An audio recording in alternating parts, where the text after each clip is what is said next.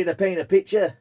Happy days! So this is going to be one of those paintings that's going to be so quick, so simple, but so beautiful. Blink and you'll miss it. First of all, I've coated the whole canvas in a very thin layer of linseed oil, but you could use liquid clear or clear gel or anything like that. It's gone over the whole thing. Okay, so it's nice and slick. This is wet on wet painting. Okay, nice little brush, and I've got some white. Now just below, halfway, and then just beyond halfway there, we're going to just put a little bit of white.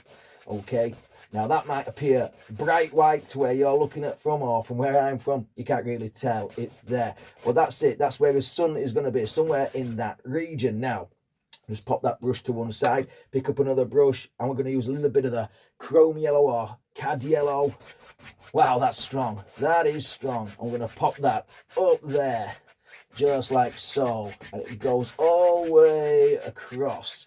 And then a little bit underneath, like that. Now I'm going to go up in an angle, okay? Up in a nice little angle for us, okay? But keep the white part. We need that. We need that. Okay. Less paint on the brush gets paler, okay? It gets paler as that white canvas shows through, okay? So no need to change the colour. If we had liquid white on here, it'd go really pale by now, and we don't want that. Not yet anyway, not yet. Okay, so we've got that up in the sky. Next colour, we're going to hit a little bit of yellow ochre. In fact, I've got another, let's get a smaller brush with a little bit of that yellow ochre on. And the reason why we haven't put liquid white over the whole thing is because we want these colours to remain kind of pure when we're painting them. If they're not pure, by what I mean is they're getting diluted down by the white, then it'll give us a different colour, won't it? And we don't want that. We want these nice, bright, vibrant colours. This is going to be a nice silhouette of a couple of big trees, which are going to be easy to paint, and I'll show you how to do those when we get round to it. Okay, a little bit of golden colour, that yellow ochre, just there.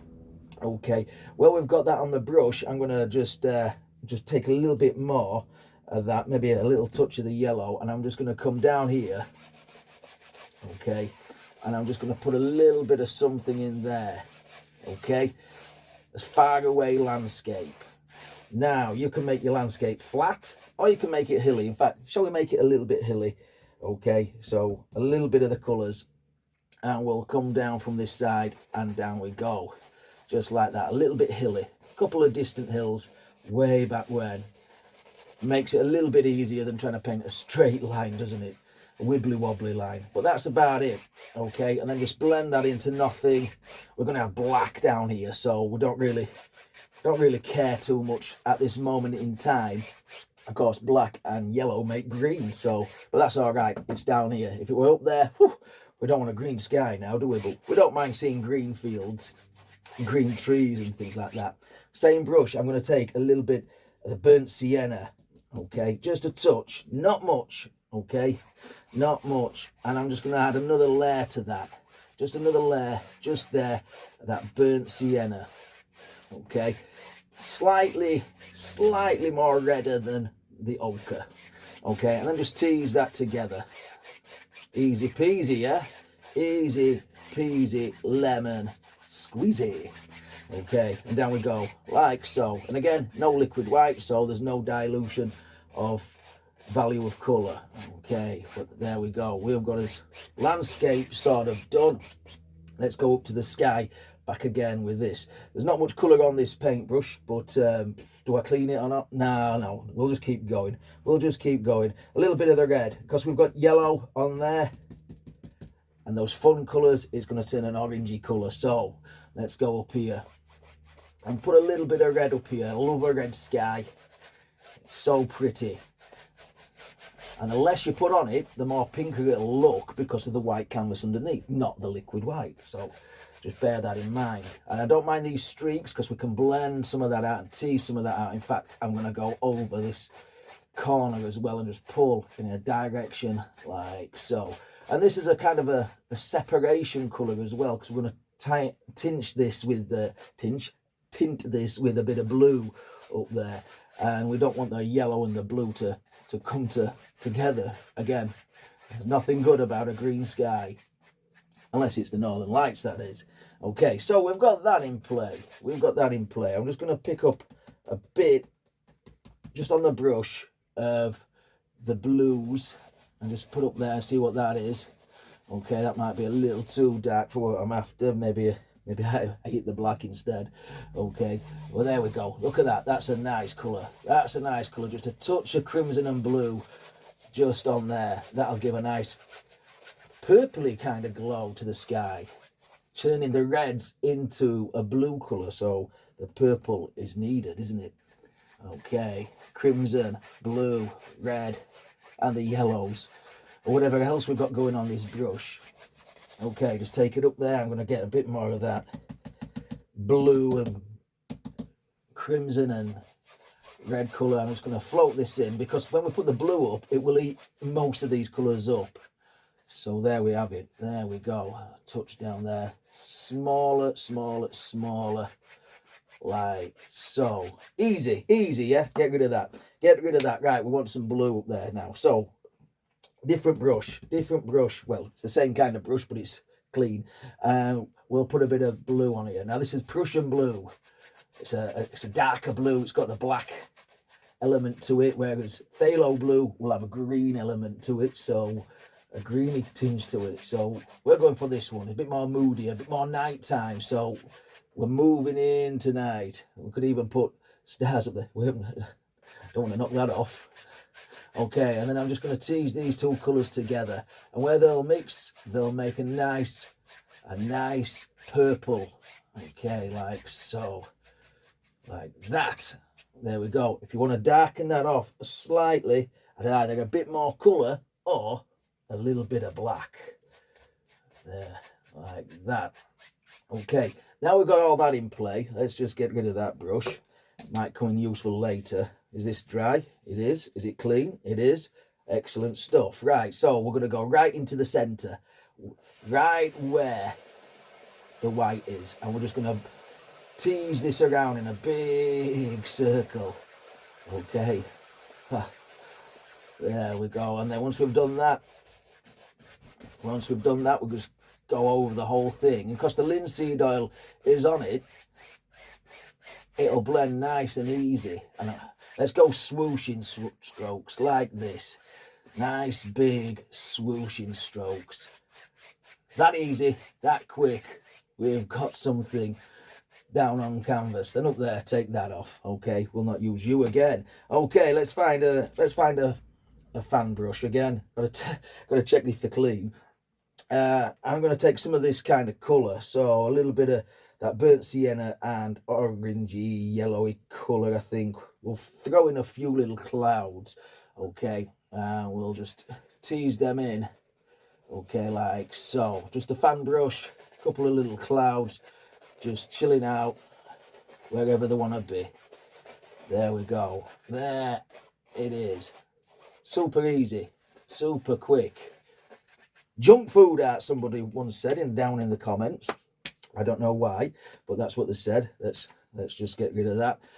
And then just tease those into the composition. You might see some of these, you might not.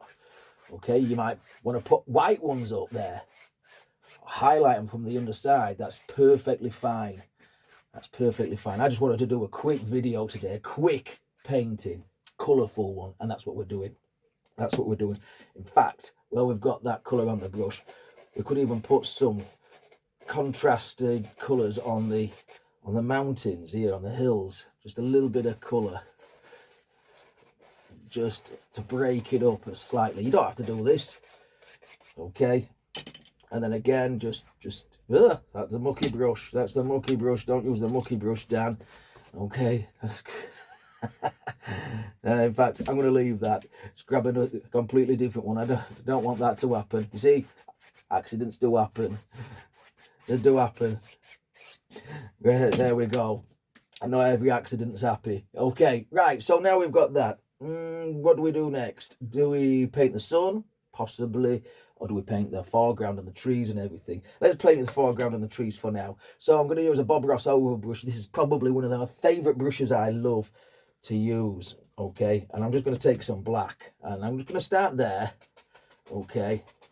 And boy, that black, really high contrast, pushes everything back, doesn't it? Okay, and I'm just going to tap around, okay, onto the easel. Doesn't matter, doesn't much matter. Go up at the corners, drives your eye into the center, doesn't it? Okay, paint the corner, and then let's go on this side as well. Change the direction of the brush, how you're holding it. I'll give you a different bit more of something. There we go. And that is the foreground kind of done. Pretty easy that, isn't it? Pretty easy. Right, with that same brush, okay, we're going to put some silhouetted trees. Now, I did a short not so long back where I did this with a sponge, and you can quite easily do that with a sponge. But a tree's just as good coming out of a paintbrush, isn't it? Okay, so tap on the palette, and it's just pure black. Okay, tap on the palette, and we'll start about there. Okay, now it might grow, trees usually do, like they have done there, or it might stay that size. But all I'm going to do is I'm going to tap. Now I'm going to tap harder at this side and lighter towards the light source, if that makes sense, which I hope it does, because we want them to become lighter there, because they're highlighted by the sun. Okay, and we want a couple of nice big clumps of limbs hanging out here, just like so. Let's go up, let's keep going, let's keep going, and down, and leave some breaks. Okay, you want to leave the sky, you want to see the sky or the background material between your trees. I can't tell you how quick and easy this composition is. There we go, a little bit more, let's go a little bit more down here. Leave a space for a trunk though. Okay, like so. Nicely done. Right, just wait for the canvas to stop vibrating. We'll put a smaller one, or maybe even a bigger one, at that side. Okay, so again, same again. I'm going to start there, and if it grows, it grows. If it doesn't, it doesn't.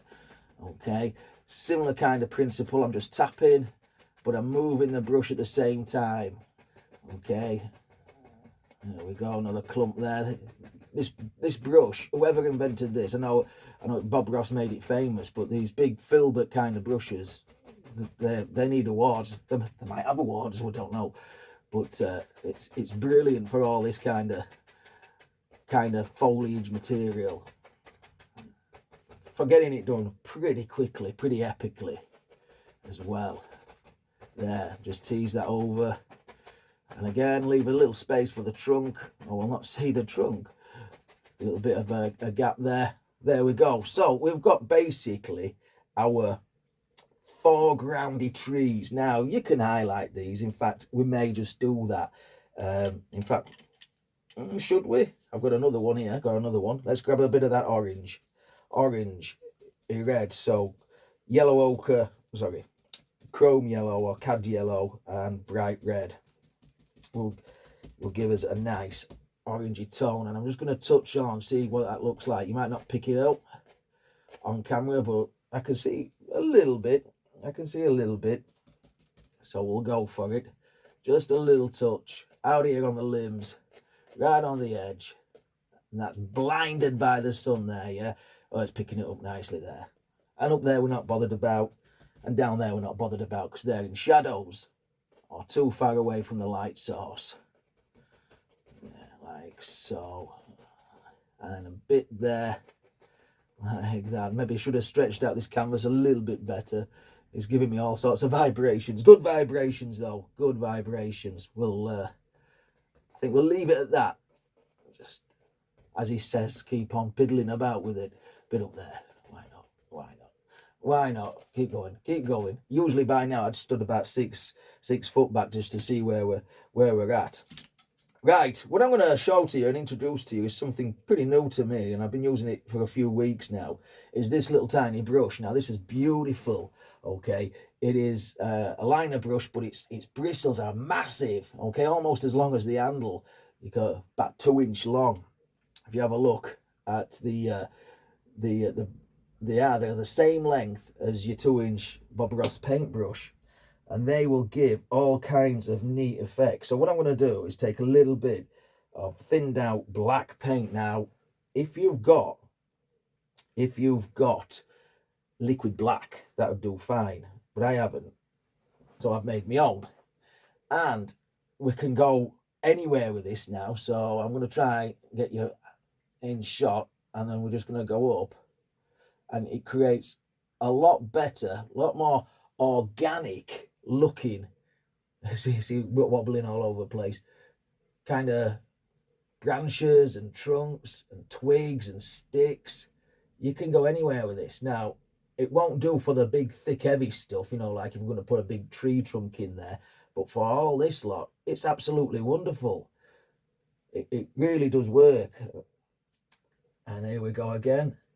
Do you want to know how I made the liquid black? I took some black paint, I took some linseed oil, and I took a little bit of turpentine, and I mixed it all together, and we got it. Nice little bit of liquid black.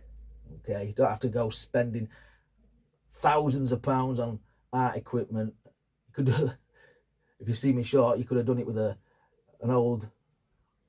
old sponge and a few other bits and pieces. There we go, that.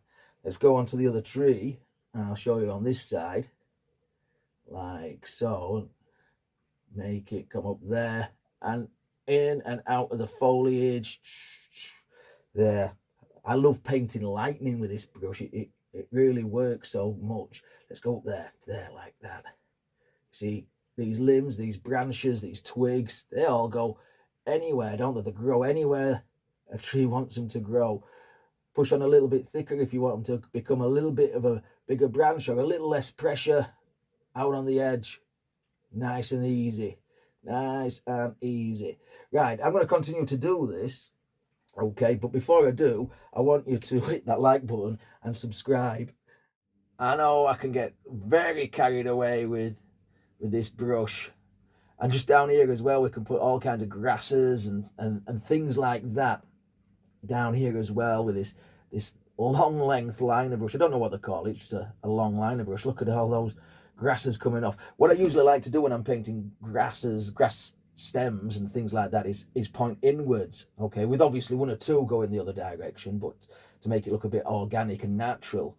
But usually I like to point your eye to the focal point of the painting, take a couple of little dots as well, and put some seed pods out there everywhere you want them. Just put them in. There we go, like so. Also, I'll hold that like a cigarette. Take a bit more of the black on the oval brush, and then just tap that in. Go over a couple of the branches, set them back into the composition, into the painting. That won't hurt at all. And if you want to grow your tree, you grow your tree. Okay, in fact, I'm just going to do that. I'm just going to redefine that edge there. I must have knocked it with my hand. But anyway, it's done. It's done. Let's pick up a filbert brush, some more of that black, and of course something that this thing is missing is a trunk. Okay, so a little bit of black paint, and we'll sculpt in a trunk or two, or maybe even three, maybe even a bigger, thicker branch, I don't know. We'll go there and down like so. Just scrub that in like so. Nice little tiny filbert brush makes quick work of this. Okay, we'll leave that branch there, but we'll thicken it up somewhat there, and then add that one there. I'll go onto the other side. Don't leave this tree out. Okay, someone once said, I think, was it Bob Ross once said, there's nothing worse than an angry tree, so don't leave the angry tree out, you know. Don't make that tree angry. And there we've got it.